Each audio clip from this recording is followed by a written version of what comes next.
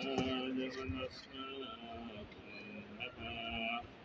ثم عرضهم على الملائكة فقال أنبئوني بأسماء هؤلاء إن كنتم صادقين قالوا سبحانك لا علم لنا إلا ما علمتنا إنك أنت العليم الحكيم قال يا آدم أنبئهم بأسمائهم فلما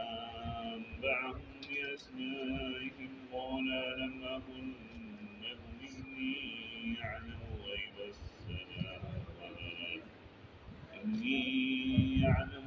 السماوات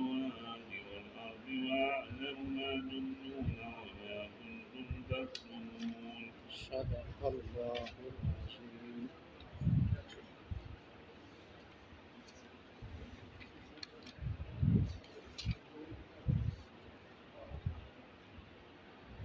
تیسرے رکوع میں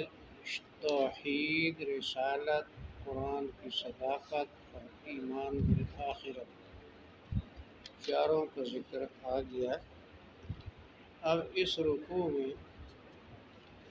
یہ بتایا گیا ہے اصلی اور بنیادی طور پر کہ عبادت کے مستحق نہ جنات ہیں، نہ فرشتے ہیں، نہ انسان ہیں۔ معبود ان میں سے کوئی بھی نہیں بن سکتا۔ اس حوالے سے خلافت آدم، اس کی خبر فرشتوں کو اور فرشتوں کا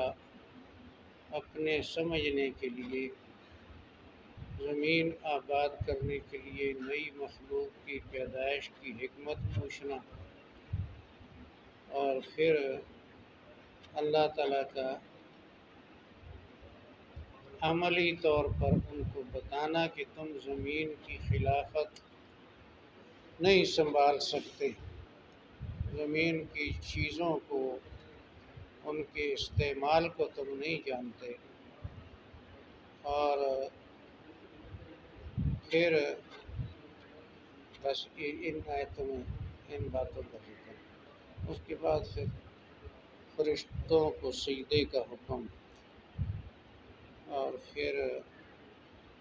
ابلیس کا انکار، اور پھر اللہ تعالیٰ کا آدم علیہ السلام کو کہنا جنت میں رہو، ہوشیار رہنا ابلیس سے، اور اس ایک پودے کے علاوہ سب کی استعمال کی اجازت ہے، اور شیطان کا اپنی دشمنی کے اظہار کرتے ہوئے آدم علیہ السلام کو نکلوانے کا ذریعہ بننا، اور اللہ تعالیٰ کا دوبارہ جنت میں جانے کے لیے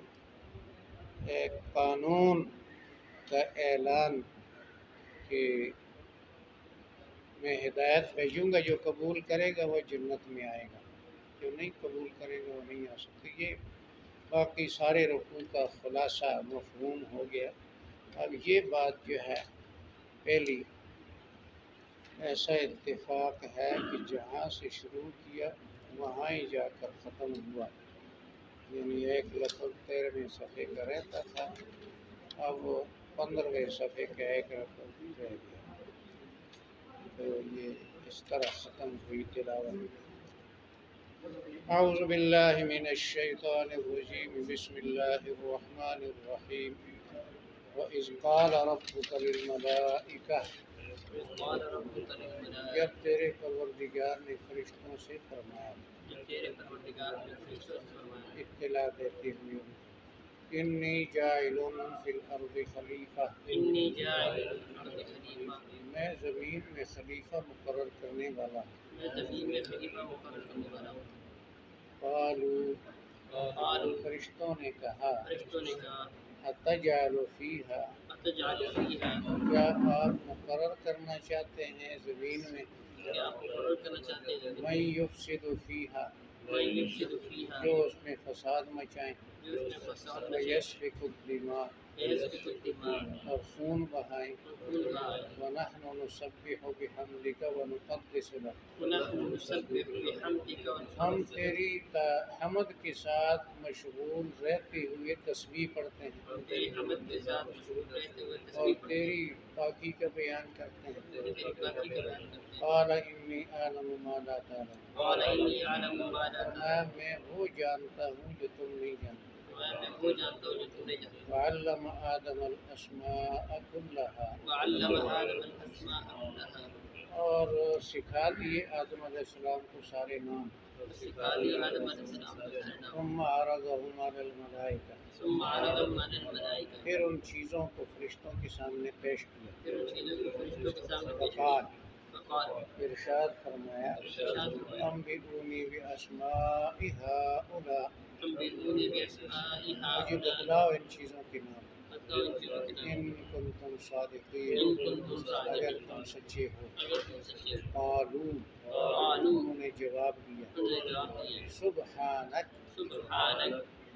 ہم تجھے پاک سمجھتے ہیں ہم تجھے پاک سمجھتے لا علم لنا الا ما علمتنا لا علم لنا الا ما علمتنا ہمارے پاس نہیں ہے کوئی علم مگر وہی جو تو نے ہمیں سکھایا ہمارے پاس نہیں ہے کوئی علم مگر وہی جو تو نے انک انت العلیم الحکیم انک انت العلیم بے شک تو ہی ہے سب کچھ جاننے والا اور حکمتوں والا بے شک تو وہی سب کچھ قال جانتا یا آدم قال یا آدم اللہ نے ارشاد فرمایا اے آدم اللہ نے ارشاد فرمایا انبئہم باسمائہم انبئہم ان باسماء کو ان چیزوں کے نام بتا دو ان چیزوں کے نام بتا دیں فلما انبأہم باسمائہم فلما انبأہم جب ان کو بتلا دیے نام چیزوں کی جب ان کو بتا دیے نام قال قال اللہ نے ارشاد فرمایا اللہ نے ارشاد الم اقل لکم علم اقول لكم کیا میں نے تمہیں نہیں کہا تھا کیا میں نے تمہیں نہیں انی کہا عالم غیب السماوات والارض انی عالم غیب بے شک السماوات میں جانتا ہوں آسمان اور زمین کی پوشیدہ چیزیں بے شک میں جانتا ہوں آسمان وعلم ما تبدون وما کنتم تکتمون وعلم ما تكون میں جانتا ہوں جو کچھ تم ظاہر کرتے ہو اور جو کچھ تم چھپاتے ہو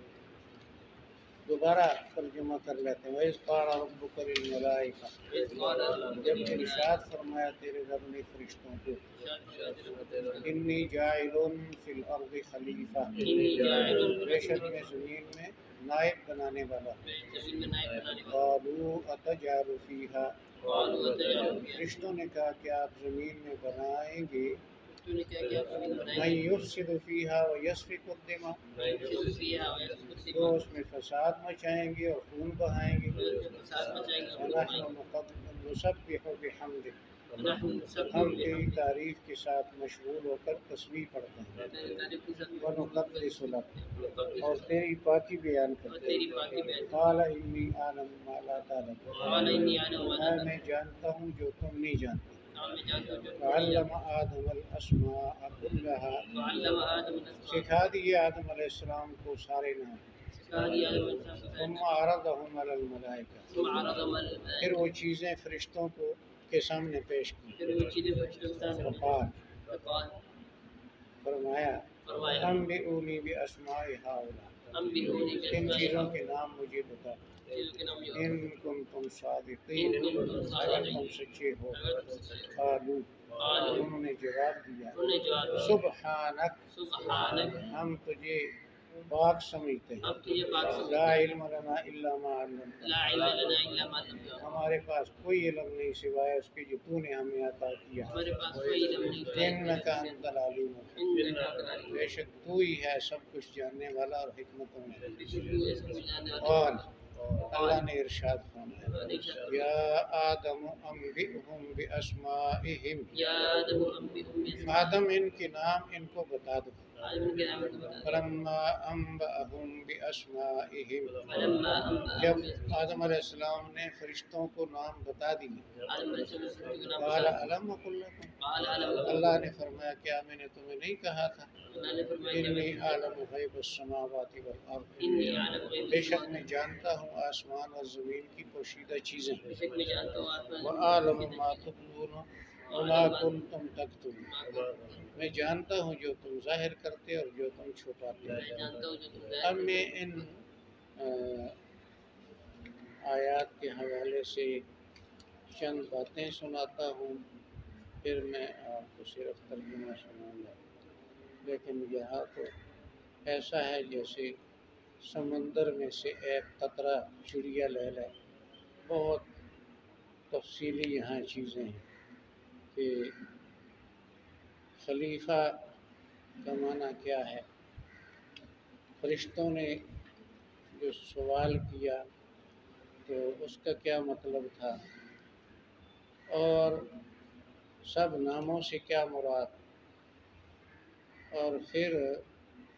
ان کا جواب سبحانک، اور پھر آدم علیہ السلام کو بتلانا اور اللہ تعالیٰ کا فرمانا کہ میں سب چیزیں جانتا ہوں۔ تو یہ بہت سی باتیں ہیں۔ سب سے پہلی بات تو یہ ہے کہ اس سے پتہ چلتا ہے کہ فرشتے اور جنات انسانوں سے پہلے موجود تھے، انسان بعد میں پیدا ہوئے۔ یعنی انسان پہلا جو تھا اس کو بنانے سے پہلے، پیدا کرنے سے پہلے فرشتوں سے اللہ نے یہ ان کو اطلاع دی، ارشاد فرمایا، تو فرشتے موجود تھے۔ پھر یہ ہے کہ جب آگے آتا ہے کہ سجدے کا حکم دیا تو ابلیس نے نہ کیا، اور سورہ کہف میں آتا ہے وہ جنات میں سے تھا، تو مطلب ہے شیطان اور جنات بھی پہلے موجود تھے۔ تو فرشتے پیدا ہوئے نور سے، مخلوق نور، اللہ کا نور نہیں، مخلوق نور، اللہ نے نور پیدا کیا، اسے فرشتے پیدا کیے۔ اور فرشتے جو ہیں ان میں کوئی توالد تناسل نہیں ہوتا، نہ کوئی فرشتے کا باپ ماں ہوتا ہے، نہ اولاد ہوتی ہے، ان کے اندر یہ چیز نہیں، وہ کن سے پیدا ہوتا ہے۔ تو اللہ تعالیٰ کے ارشاد کن سے، اور جنات کو آگ سے پیدا کیا۔ تو یہ جو سب سے پہلا لفظ ہے کہ میں خلیفہ بنانے والا ہوں، تو خلیفہ کا معنی نائب۔ نائب دو قسم پر ہوتے ہیں، ایک وہ ہوتا ہے کہ اصل جس کا خلیفہ ہے اس کی عدم موجودگی میں وہ نائب وہی کام کرے جو اصل کرتا ہے۔ یعنی صوبے کا گورنر کہیں چلا جائے اور جو سپیکر ہے وہ پھر گورنر کے فرائض انجام دے، تو وہ خلیفہ ہو گیا اتنے دنوں کے لیے، وہی کام کرتا، وہ نہیں موجود۔ تو ایسی خلافت تو اللہ تعالیٰ کے لیے ناممکن ہے کہ اللہ تعالیٰ کہیں چلا جائے، موجود نہ ہو اور اس کا کوئی نائب وہی کام کرے۔ تو اللہ تعالیٰ نے اپنے نائب تو بنائے ہی نہیں اس طرح، یہاں وہ معنی نہیں۔ یہاں پر خلیفہ کا معنی کہ یعنی جو فیصلے اصل کرتا ہے تو اس کے فیصلوں کے مطابق دوسرے لوگوں سے وہ کام لینا، اور ان لوگوں کو اللہ تعالیٰ کی ہدایت کے مطابق چلانا، یہ معنی ہے۔ آدم علیہ السلام یہ سارے نبی وہ اللہ کے خلیفہ تھے، یعنی اللہ تعالیٰ سے وحی کے ذریعے معلوم کر کے مخلوق کی تربیت روحانی وہ کرتے تھے۔ اللہ تعالیٰ تو غائب نہیں ہوتا۔ انبیاء کرام کے بعد پھر نبی کے خلیفہ خلفائے راشدین ہوئے۔ پہلے تو انبیاء جو ہے ایک دوسرے کے خلیفہ ہوتے تھے، ایک وقت میں کئی نبی ہوتے تھے، ایک نبی جاتا تھا دوسرا آ جاتا تھا۔ یہ ایک حدیث کا ترجمہ ہے بخاری شریف کی کہ بنی اسرائیل کی اصلاح نبی کرتے تھے، ایک نبی کے فوت ہونے کے بعد اور نبی آتا تھا، اور میرے بعد کوئی نبی نہیں ہوگا، میرے بعد بہت خلفاء ہوں گے۔ تو وہی ہوا کہ خلفاء آئے، خلفاء راشدین، مطلق خلفاء، بنو امیہ کے خلفاء، بنو عباس کے خلفاء، یہ چلتا رہا سلسلہ مسلمانوں میں۔ یا خلیفہ کا معنی اللہ تعالیٰ سے ہدایات حاصل کر کے لوگوں کو ان کے اوپر چلنے کی دعوت دینا اور حکم دینا، یہ معنی ہے۔ تو یہ جو کہا جاتا ہے انسان اللہ کا خلیفہ ہے، تو اس کا مطلب یہی ہے کہ کوئی انسان جو اللہ کو مانتا ہے، مومن ہے، وہ اپنے آپ کو یعنی کیا کہتے ہیں اس کو، مختار کل، آزاد اور ڈکٹیٹر اور بادشاہ نہیں سمجھ سکتا، وہ تو خود شریعت کا پابند ہے اور شریعت پر لوگوں کو چلانے کا پابند ہے، تو وہ مطلق حکمران نہیں ہوتا۔ حکمران جو ہے اسلام میں وہ اللہ تعالیٰ ہے۔ ان الحکم الا للہ، سورہ یوسف میں ہے حکومت صرف اللہ کی ہے، اور صرف سورہ یوسف میں نہیں اور کئی جگہ یہ لفظ ہے۔ تو لہ الخلق والامر، خالق بھی ایک ہے اور حاکم بھی ایک ہے، تو اللہ تعالیٰ ہی حاکم ہے۔ اسی کا ترجمہ مصور پاکستان نے کیا کہ حکمراں ہے ایک وہی، باقی بتان آزری، سروری زیبا فقط ایک ذات بے ہمتا کو ہے، حکمراں ہے ایک وہی، باقی بتان آزری۔ تو کوئی مسلمان حاکم اپنے آپ کو وہ مکمل جو ہے وہ حاکم بادشاہ نہ کہہ سکتا ہے نہ ہو سکتا ہے۔ تو ایک بات تو یہ ہوئی، اور پھر جو ہے ان کو مشورے کے طور پر نہیں بتایا اللہ تعالیٰ نے فرشتوں کو۔ اللہ تعالیٰ کا کوئی مشیر وزیر نہیں ہے،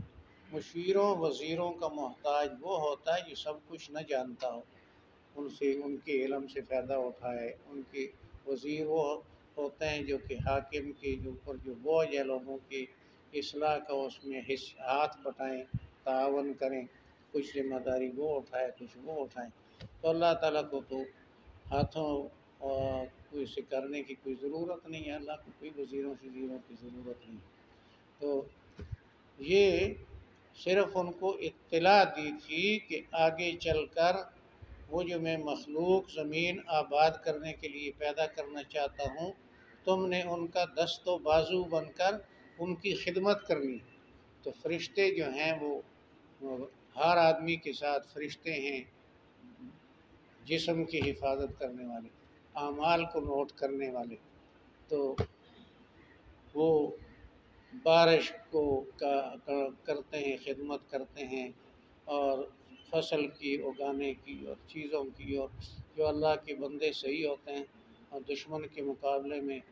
جو ہے جب وہ لڑتے ہیں تو فرشتے ان کے ساتھ کیا ہوتے ہیں، تعاون کرتے ہیں۔ فضائے بدر پیدا کر فرشتے تیری نصرت کو، اتر سکتے ہیں گردوں سے قطار اندر قطار اب بھی۔ تو فرشتے جو ہیں وہ تو معاون ہیں، اور اگر وہ معراج پہ جائے گا تو پھر ساتھ جو ہے گھوڑے کی لگام پکڑ کر، براق کی وہ لگام پکڑ کر ساتھ بطور خادم کی جائے گا۔ تو لوگوں کو خواہ مخواہ اس لفظ سے جذباتیت پیدا ہو جاتی ہے جب بڑے بڑے القاب ذکر کیے جائیں حضرت صلی اللہ علیہ وسلم کے، انبیاء کے، تو اس وقت آنکھیں بند ہوتی ہیں جب کہا جائے نور من نور اللہ۔ جب نور من نور اللہ لفظ کہا، صوفی اچھل پڑتے ہیں اور جذبات میں آ جاتے ہیں کہ اب شان بیان۔ اور بھائی نوری تو خادم ہے، اور انبیاء جو ہے وہ کیا ہم کے مخدوم ہیں، ہم کو سجدہ کرایا اچھا۔ تو صرف ان کو اطلاع دی تھی کہ خدمت کے لیے تیار ہو جائیں۔ تو انہوں نے یہ سمجھا کہ زمین کو آباد اللہ کے ذکر سے کیا جا سکتا ہے، اللہ کے ذکر سے آباد ہو جائے گی، تو وہ کام تو ہم کرتے ہیں، نسبح بحمدک ونقدس لک، اور فرشتے ہیں بھی بے شمار، کوئی شمار نہیں کر سکتا۔ فرمایا کہ آسمان کے اوپر ایک چپا ایسی جگہ نہیں ہے جہاں کوئی فرشتہ سجدے میں نہیں پڑا ہوا، اور آسمان فرشتوں کے بوجھ سے، یعنی ان کا روحانی بوجھ، وہ چیخ رہا ہے۔ تو اتنے زیادہ فرشتے ہیں، تسبیح کے جو ہے وہ ترانے اور زمزمے اور گونج وہ جاری ہے۔ تو یہی آبادی ہے۔ تو جو کوئی نئی کوئی تسبیح یا کوئی حمد کا کوئی وظیفہ کوئی پڑھنے کے لیے ایک مخلوق بنائی جاتی ہے، بھرتی کی جاتی ہے، وہ کام کرنے کے لیے بھی ہم حاضر ہیں۔ انہوں نے خدمت کی پیشکش کی ہے، اعتراض نہیں کیا۔ اور باقی یہ جو کہا کہ فساد مچا سکتے ہیں، قتل کر سکتے ہیں، تو ان کے علم میں یہ بات آئی کہ یہ آنے والے جو انسان ہوں گے ان کے ساتھ خواہشات ہوں گی، غصہ ہوگا، غصے والے ہوں گے، خواہش والے ہوں گے۔ تو جب غصے والے ہوں گے تو ایک دوسرے پر غصہ چلائیں گے تو قتل و غارت ہوگی، اور جب وہ خواہشات پر چلیں گے تو خواہشات کے لیے تو لڑائیاں ہوتی ہیں۔ فرمایا کہ یہ جو ہے نا دنیا، اللہ والوں نے یہ کہا احادیث کی روشنی اور اشاروں سے کہ جو آخرت کا سے غافل ہے اور صرف دنیا کا طالب ہے وہ کتا ہے۔ تو یہ دنیا کے کتے جو ہیں، حضور نے تو فرمایا دنیا کے بیٹے نہ بنو، آخرت کے بیٹے بنو۔ دنیا اور آخرت دونوں کے بیٹے ہیں، تم آخرت کے بیٹے بنو، دنیا کے بیٹے نہ بنو۔ تو اسی طریقے سے جو ہے نا اسی ایسے اشاروں سے اللہ والوں نے، بڑے بڑے علماء صوفی، انہوں نے کہا کہ یہ دنیا دار جو ہے یہ تو کتوں جیسے جو ہے ایک دوسرے سے لڑ کر زمینوں پر قبضے کرنا، دولت پر قبضے کرنا، اور اس کے لیے جو ہے پیسوں کے لیے کتنے لوگ قتل کی۔ وہ جو 8ویں رکوع میں سورہ بقرہ کے آتا ہے، وہ قتل کر دیا تھا، اس قاتل کو ضائع کرنے کے لیے وہ گائے کو کہا ذبح کر کے، اس طرح تو پیسوں کے لیے قتل کیا۔ تو یہ اس لیے جو ہے ان کو غضب اور شہوت کی خبر ہوئی، اطلاع ہوئی کہ ایسی چیزیں ان میں ہوں گی، تو انہوں نے کہا۔ تو اب اللہ تعالیٰ نے فرمایا کہ نہیں، صرف تسبیح اور حمد نہیں مراد، بلکہ زمین کی چیزوں کو میرے حکم کے مطابق استعمال کرنا، آباد کرنا،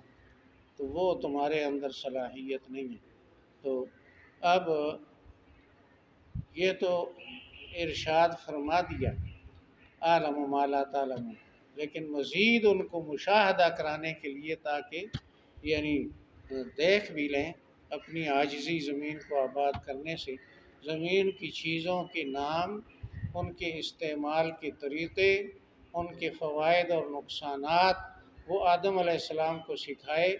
اور پھر فرشتوں کو کہا بتاؤ یہ کیا چیزیں ہیں، یہ پہاڑ، یہ دریا، یہ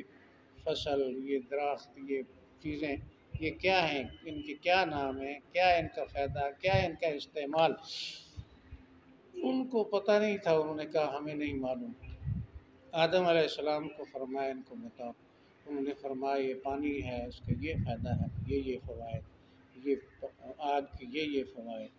ہوا کی یہ فوائد، دنیا کی چیزیں جو بھی تھیں، تو وہ جو ان کو بتائیں تو وہ جو ہے سمجھ گئے کہ بھائی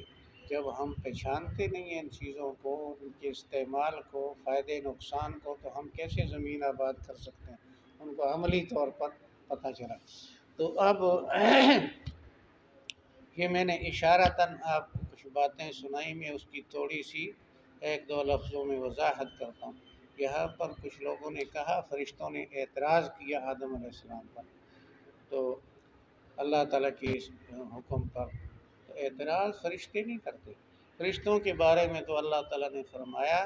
لا یعصون اللہ ما امرہم ویفعلون ما یؤمرون، اللہ کے کسی حکم کی نافرمانی نہیں کرتے، وہ اللہ تعالیٰ کے احکام پر عمل کرتے، وہ معصوم ہیں، وہ مقابلہ نہیں کرتے اللہ تعالیٰ کا۔ اور پھر یہ ہے کہ یعنی وَهُمْ بِأَمْرِهِ يَعْمَلُونَ عباد مکرمون، وہ فرشتے میرے عزت والے یعنی خادم ہیں، بندے ہیں، اور لا یسبقونہ بالقول، وہ تو اللہ کے ارشاد سے پہلے بولتے ہی نہیں، جس چیز کی اجازت نہ ہو لفظ نہیں بولتے۔ اور فرمایا کہ وَهُمْ بِأَمْرِهِ يَعْمَلُونَ، اللہ تعالیٰ جو حکم دیتا ہے اس پر فوراً عمل کرتے ہیں۔ فرشتوں نے کبھی اللہ تعالیٰ پر اعتراض نہیں کیا، نہ نافرمانی کی، نہ اپوزیشن کا کردار ادا کیا، تو ایسی بات نہیں۔ صرف جو ہے انہوں نے حکمت پوچھی کہ ہم جو حاضر ہیں، پیش کی اپنی خدمات کہ وہ نیا کام جو ان سے آپ جو ہے لاکھوں مزدور اور بھرتی کرنے والے ہیں، وہی کام ہم بھی کرنے کے لیے تیار ہیں، اور نئی مخلوق کی ضرورت نہیں، کہ یہ ان کی مزید اطاعت اور پیشکش تھی خدمات۔ تو پھر کوئی کہتے ہیں کہ اللہ نے فرشتوں سے مشورہ لیا لاؤڈ اسپیکر، اور یہ اللہ کو مشیروں کی ضرورت ہے؟ اللہ مشیر کی ضرورت تو ہے جس کو ساری چیزیں معلوم نہ ہوں، اس کے علم سے فائدہ اٹھائے۔ اچھا، تو اب ایک بات یہ رہ گئی کہ یہ سارے نام، تو سارے نام سے قرآن کریم میں یہ لفظ کل جو ہوتا ہے تو یہ وہاں پر یعنی ساری چیزیں اس سے مراد ہوتی ہیں جہاں اللہ کی صفت میں ہے۔ بکل شیء علیم، بکل علی کل شیء قدیر، کل کا معنی یعنی سب کا سب وہاں ہوتا ہے جہاں اللہ کی صفت میں، جہاں مخلوق میں استعمال ہو تو وہاں جو عرف اور جو محاورے میں جو مراد ہوتا ہے، جیسے کہ یعنی بلقیس کے بارے میں ہدہد نے کہا اوتیت من کل شیء، تو کل لفظ ہے، اس کو ہر چیز ملی ہے، حالانکہ وہ سلیمان کی حکومت اس کو نہیں ملی تھی، تو ایک علاقے کی حاکمہ تھی، سبا کے علاقے کی، باقی تو بہت بڑے علاقے کا حاکم اللہ کا نبی تھا، سلیمان تھا۔ اور من کل شیء، جنت دوزخ تو نہیں تھے بلقیس کے پاس، ہے نا؟ مراد ہے یعنی جو کسی حاکم کی ضرورتیں ہیں وہ اس کے پاس ہیں، بس یہ مطلب۔ اور پھر ادھر سے سلیمان علیہ السلام کہتے ہیں اوتینا من کل شیء، ہمیں ہر چیز دی گئی، وہاں بھی کل ہے، تو مطلب ہے سلیمان علیہ السلام کے پاس بھی حکمرانی کے اسباب تھے، اور بلقیس کے پاس بھی تھے، وہ بھی بادشاہ ملکہ تھی، وہ بھی خلیفہ تھے۔ تو اب یہ کل جو ہے یہاں بھی معنی ایسا ہے، سب چیزیں نہیں مراد، یعنی جو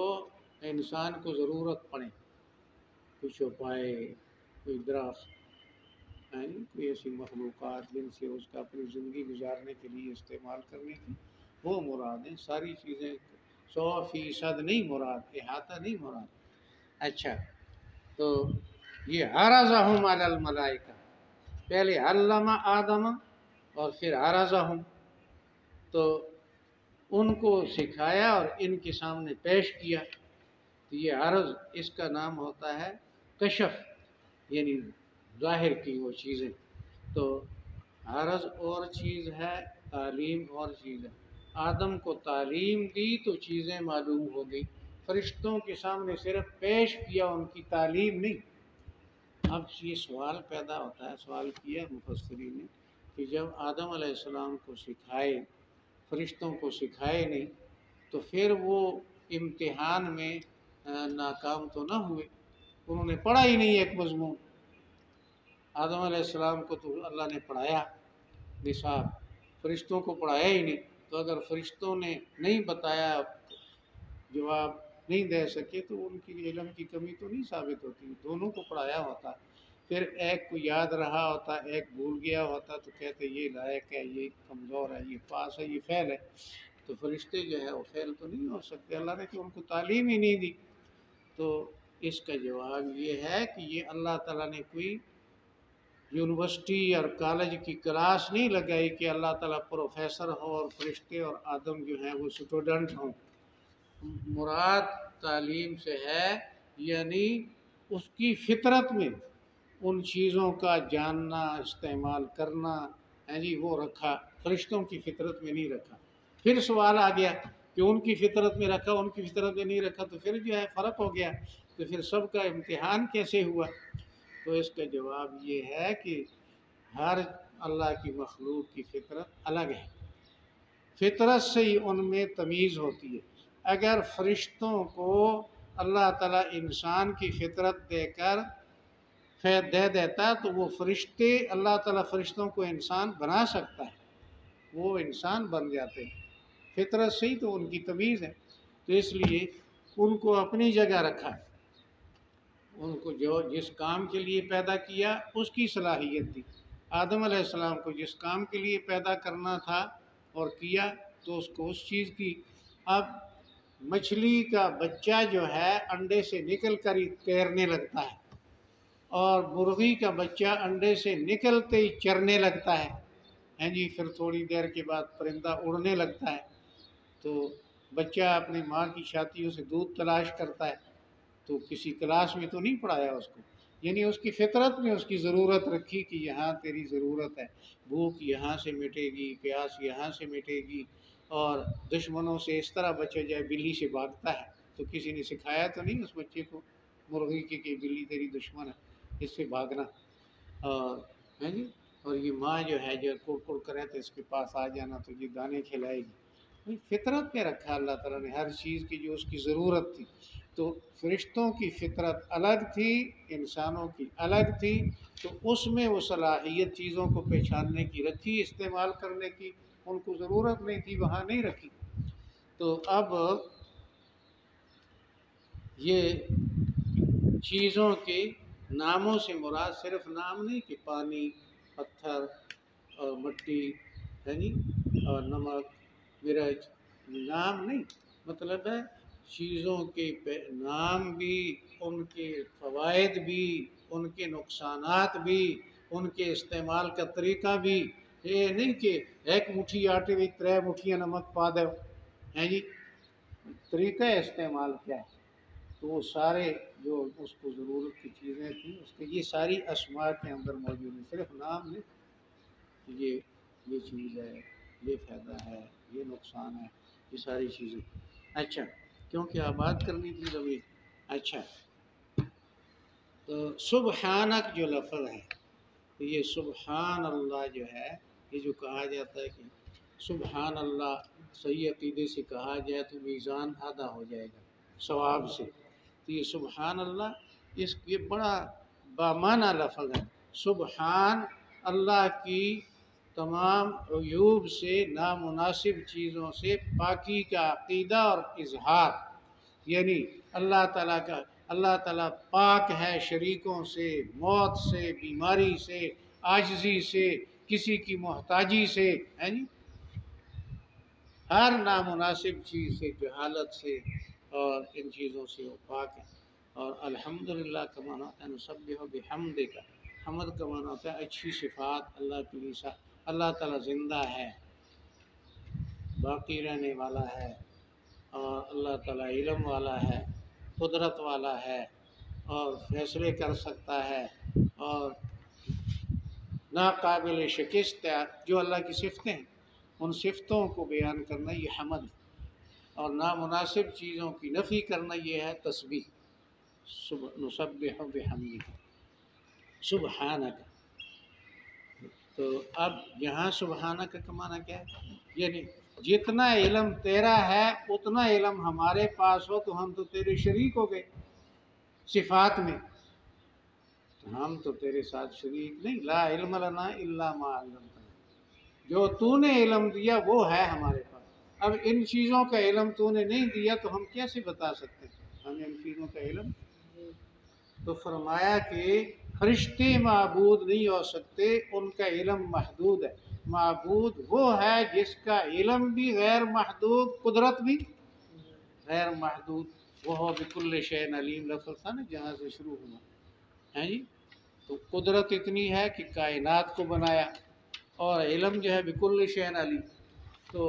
یہ 2 صفتیں ہیں معبود کی، ہر چیز پر قادر ہونا، ہر چیز کا عالم ہونا. تو ہر چیز کا عالم یہ فرشتے خود کہتے ہیں ہم نہیں، ہر چیز کا علم ہمارے پاس، تو وہ معبود نہیں ہو سکتے. اچھا، آگے چل کر آئے گا آدم علیہ السلام بھول گئے، ابلیس کی وسوسے سے بھول کر وہ کھا لیے. تو پتہ چلا آدم علیہ السلام کا بھی علم ہر چیز کا نہیں تھا، بس شیطان کی بار کو نہ پہچان سکے اس کا کیا مقصد ہے، کیوں قسمیں کھاتا ہے کہ یہ کھاؤ ہیں. تو وہ بھی ہر چیز پہ جاننے والا نہ ہوا. اور باقی رہ گئے جنات، وہ معبود نہیں ہو سکتے کیونکہ وہ تو ان میں سے جو ابلیس ہیں وہ تو دشمن ہے. تو کان من الجن ففسق عن امر ربہ افتتخذونہ وذریتہ اولیاء من دونہ ھم لکم عدو. یعنی وہ جنات میں سے تھا، اللہ کی نافرمانی کی، آدم علیہ السلام کے ساتھ دشمنی کی قسم کھائی، تو دشمن کی عبادت کرتے ہو. وہ تو غیرت اور اس کے خلاف ہے. تو اب جو ہے ایک بات جو ہے یہاں مشہور بات وہ بتاتا ہوں. ساری باتیں تو میں نے شروع میں کہا نا مجھے بھی نہیں معلوم، اور جتنی مجھے معلوم ہے اس کے لیے بھی ٹائم بہت کافی ضرورت ہے. ایک بات یہاں مشہور ہے جو ہر جگہ کہی جاتی ہے، ہر تعلیمی اداروں میں، ہر جگہ آوازوں میں، کہ بھئی علم جو ہے اس کی وجہ سے کیا ہوا، آدم علیہ السلام کی برتری فرشتوں پر ثابت ہوئی، ان کو چیزوں کا علم نہیں تھا، آدم علیہ السلام کو علم، تو علم جو ہے یہ ذریعہ ہے فضیلت کا اور برتری کا۔ تو ایک جہاں تک علم کی فضیلت کی بات ہے اس میں کسی کو اختلاف نہیں، علم بڑی افضل چیز ہے۔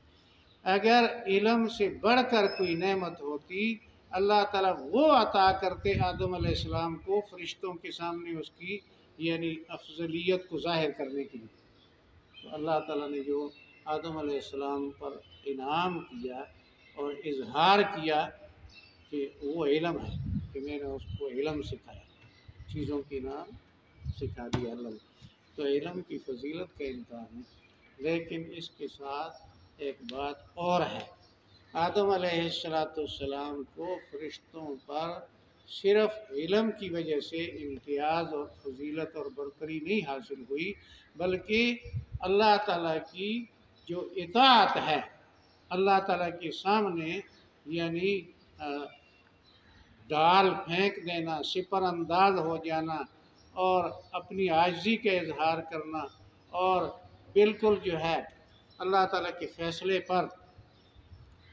زبان کو بند کر دینا، تنقید نہ کرنا، یہ جو اطاعت ہے یہ آدم علیہ السلام میں تھی۔ وہ کیسے کہ فرشتوں نے چلو علم کے لیے صحیح لیکن بات تو کر دی کہ کیوں ایسے لوگوں کو آپ بناتے ہیں جو فساد کریں گے اور قتل، بات تو کر دی، اعتراض نہیں تھا، لیکن اللہ نے فرمایا میں خلیفہ بناتا ہوں، انہوں نے کہا جی ان سے فساد ممکن ہے، قتل ممکن ہے، تو بات تو کر دی۔ آدم علیہ السلام کو جب اللہ نے فرمایا میں نے کہا تھا اس درخت کے قریب نہ جانا، تو نے کیوں کھایا، یہاں نہیں یہ وضاحت کے لیے قصہ قرآن میں جگہ جگہ، سورہ اعراف میں الم انہکما، میں نے تمہیں روکا تھا، کیوں تم نے یہ کیا۔ تو آدم علیہ السلام کے پاس بولنے کے لیے بات تھی، وہ بات انہوں نے موسیٰ علیہ السلام کو کی۔ صحیح احادیث میں آتا ہے کہ موسیٰ علیہ السلام اور آدم علیہ السلام کا عالم ارواح میں ملاقات ہوئی، تو موسیٰ علیہ السلام نے فرمایا ابا جی آپ آدم ہیں، وہ اللہ تعالیٰ نے آپ کو جو ہے اپنے ہاتھ دست قدرت سے بنایا اور خصوصی کرنٹ ڈالا، زندگی دی، تو آپ نے جو ہے وہ جہاں سے آپ کو روکا تھا وہ پھل آپ نے کھا کر ہم سب کو زمین کے اوپر بھجوا دیا، جنت میں موجیں کرتے تھے بغیر، وہاں نہ کاشتکاری کی ضرورت، نہ وہاں جو ہے کسی ڈیوٹی کی ضرورت، نہ لڑائیوں کی، جنگوں کی، وہاں تو موجیں ہی موجیں ہیں، چپ کر کے کھاؤ پیو موجیں کرو۔ تو ہم موجیں کرتے اگر آپ غلطی نہ کرتے تو آپ نے زمین پر اتارا، گرمی ہوتی ہے، سردی ہوتی ہے، مشقت اٹھانی پڑتی ہے۔ تو آدم علیہ السلام نے کہا پترا تیرا نام موسیٰ ہے، او تورات تینوں ملی ہے، اللہ نے تیرے نال کلام کیتا تور تے، اے دس کہ میری پیدائش تو تورات کتنی پہلے لکھی گئی، تو فرمایا کہ موسیٰ علیہ السلام نے کہا 40 سال، ایک بات کی 40 سے پہلے، یعنی آدم علیہ السلام کی پیدائش سے پہلے تورات لکھی گئی، تو اس میں تو نے پڑھا تھا کہ آدم نے رب کی بات کو نہ مانا اور ناکام ہوا، تو کہا ہاں پڑھا، تو کہا پھر میں کیسے بچ سکتا ہوں، جب اللہ تعالیٰ نے ایک چیز پہلے لکھ دی تھی میرے بارے میں کہ ایسا کرے گا تو میں کیسے بچ سکتا تھا اس سے، ہیں جی۔ تو موسیٰ علیہ السلام کا جواب ہوگا، تو وہی بات آدم علیہ السلام اللہ کے سامنے کر سکتے تھے کہ آپ نے مقدر میں لکھا تھا کہ میں اس کا پھل کھاؤں گا، تو میں کیسے بچ سکتا تھا، لیکن بولے نہیں، کہا نہیں، کہا ربنا ظلمنا انفسنا، یا اللہ غلطی ہو بخش دے، رحم کر۔ تو یہ جو اطاعت تھی اللہ کے سامنے نہ بولنا، یہ تھی اصل فضیلت۔ سبحان ربک رب العزت عما یصفون وسلام علی المرسلین